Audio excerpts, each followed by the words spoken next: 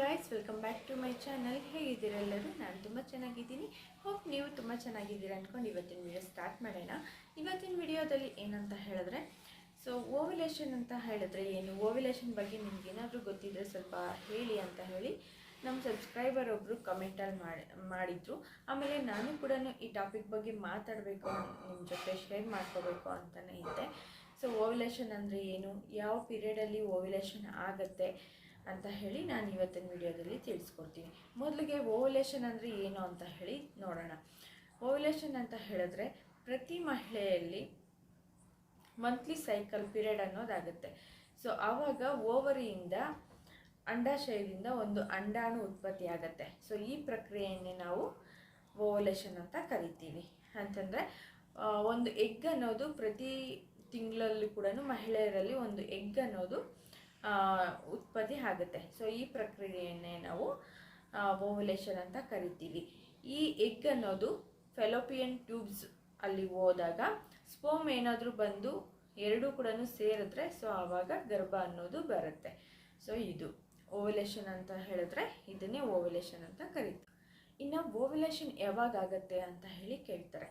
ನಿಮ್ಮ menstrual cycle, ನಿಮ್ಮ period cycle ಏನಾದರೂ 28 ದಿನಗಳಾದರೆ ಓವ್ಯುಲೇಷನ್ ಅನ್ನೋದು ಯೂಶುವಲ್ ಆಗಿ 14ನೇ ದಿವಸದಲ್ಲಿ ಸ್ಟಾರ್ಟ್ ಆಗುತ್ತೆ.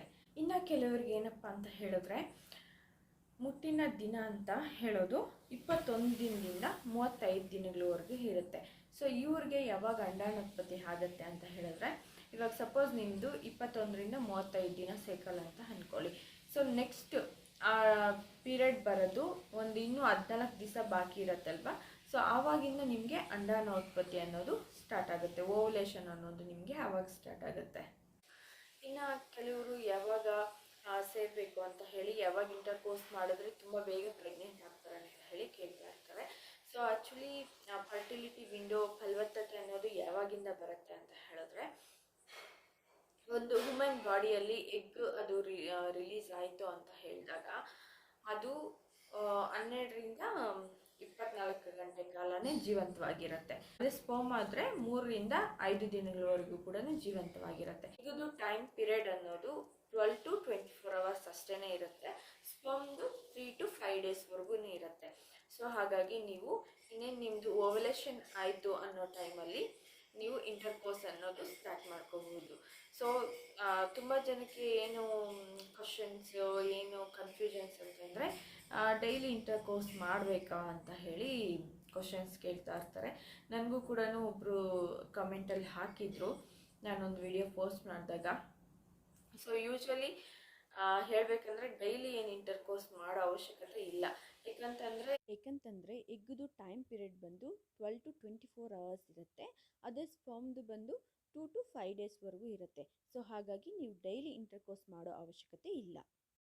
ನೀವು ಡಾಕ್ಟರ್ನ ಕನ್ಸಲ್ಟ್ ಮಾಡಿದ್ರು ಕೂಡ ಡಾಕ್ಟರ್ಸು ಹೇಳ್ತಾರೆ, ಸಜೆಸ್ಟ್ ಮಾಡ್ತಾರೆ, ನಿಮಗೆ ಇಂಟ್ರೆಸ್ಟ್ ಇದ್ದರೆ ಡೈಲಿ ಇಂಟರ್ಕೋರ್ಸ್ ಮಾಡಿ, ಇಲ್ಲ ಅಂತಂದರೆ ಒಂದಿನ ಬಿಟ್ಟು ಒಂದಿನ ಮಾಡಿ ಅಂತಲೇ ಹೇಳ್ತಾರೆ. ಇನ್ನು ಓವ್ಯುಲೇಷನ್ ಯಾವಾಗ ಆಗಿದೆ ಅಂತ ಹೇಳಿ ನೀವು ಮನೆಯಲ್ಲೇ ಯಾವ ಥರ ಅದನ್ನು ಕಂಡುಹಿಡ್ಕೋಬೋದು ಅಂತ ಹೇಳಿದ್ರೆ, ಒರಿಜಿನಲ್ ಡಿಸ್ಚಾರ್ಜ್ ಆಗ್ತಾ ಇರುತ್ತೆ. ಅದು ಡಿಸ್ಚಾರ್ಜ್ ಯಾವ ಥರ ಇರುತ್ತೆ ಅಂತ ಹೇಳಿದ್ರೆ, ಎಗ್ ವೈಟ್ ಇರುತ್ತಲ್ಲ, ಎಗ್ ವೈಟ್ ಇರೋ ಥರನೇ ಸೇಮ್ ಆ ಥರನೇ ಜಾರುತ್ತೆ. ಆ್ಯಂಡ್ ಆ ಥರನೇ ಒಂಥರ ತಿಕ್ಕಿಯಾಗಿರುತ್ತೆ. ಈ ರೀತಿ ಆದಾಗ ನಿಮಗೆ ಓವ್ಯುಲೇಷನ್ ಆಗಿದೆ ಅಂತ ಹೇಳಿ ಅರ್ಥ. ಮತ್ತು ಬಾಡಿ ಟೆಂಪ್ರೇಚರು ಜಾಸ್ತಿ ಆಗಿರುತ್ತೆ. ಓವ್ಯುಲೇಷನ್ ಟೈಮಲ್ಲಿ ನಿಮ್ಮ ದೇಹದ ಉಷ್ಣತೆ ಅನ್ನೋದು ಕೂಡ ಜಾಸ್ತಿ ಆಗಿರುತ್ತೆ. ಮತ್ತು ಹೊಟ್ಟೆ ನೋವು, ನಿಮ್ಮ ದೇಹದಲ್ಲಿ ಹೊಟ್ಟೆ ಕೆಳಗಡೆ ಹೊಟ್ಟೆ ಆಗಿರ್ಬೋದು, ಇಲ್ಲ ಸೊಂಟದ ಹತ್ರ ಆಗಿರ್ಬೋದು, ನೋವು ಥರ, ಇಲ್ಲ ಅಂತಂದರೆ ಒಂಥರ ಸೆಳೀತಾ ಇರೋ ಥರನೂ ಕೂಡ ಅನಿಸುತ್ತೆ. ಆ ಥರ ಬಂದರೂ ಕೂಡ ಓವ್ಯುಲೇಷನ್ ಆಗಿದೆ ಅಂತ ಹೇಳಿನೇ ಅರ್ಥ.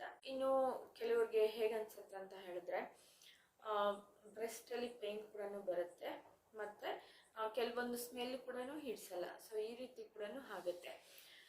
ಇದೆಲ್ಲನೂ ಕೂಡ, ಈ ಲಕ್ಷಣಗಳೆಲ್ಲನೂ ಕಂಡ್ರೆ ನಿಮ್ಮಲ್ಲಿ ಓವ್ಯುಲೇಷನ್ ಆಗಿದೆ ಅಂತ ಹೇಳಿ ಅರ್ಥ. ನೀವು ಆ ಟೈಮಲ್ಲಿ ಇಂಟರ್ಕೋರ್ಸ್ ಅನ್ನೋದು ಮಾಡಿದ್ರೆ ನಿಮಗೆ ಆದಷ್ಟು ಬೇಗ ಪ್ರೆಗ್ನೆನ್ಸಿ ಕನ್ಫರ್ಮ್ ಅನ್ನೋದು ಆಗುತ್ತೆ. ಇದು ಗೈಸ್ ಇವತ್ತಿನ ವಿಡಿಯೋ. ಹೋಪ್ ಈ ವಿಡಿಯೋ ನಿಮಗೆ ಯೂಸ್ಫುಲ್ ಅಂತ ಅಂದ್ಕೊಳ್ತಾ ಇದ್ದೀನಿ. ವಿಡಿಯೋ ಯೂಸ್ಫುಲ್ ಅನಿಸಿದ್ರೆ ಒಂದು ಲೈಕ್ ಮಾಡ್ಕೊಳ್ಳಿ, ಶೇರ್ ಮಾಡ್ಕೊಳ್ಳಿ, ಹಾಗೆ ಚಾನಲ್ನ ತಪ್ಪದೆ ಸಬ್ಸ್ಕ್ರೈಬ್ ಮಾಡ್ಕೊಳ್ಳಿ. Thank you.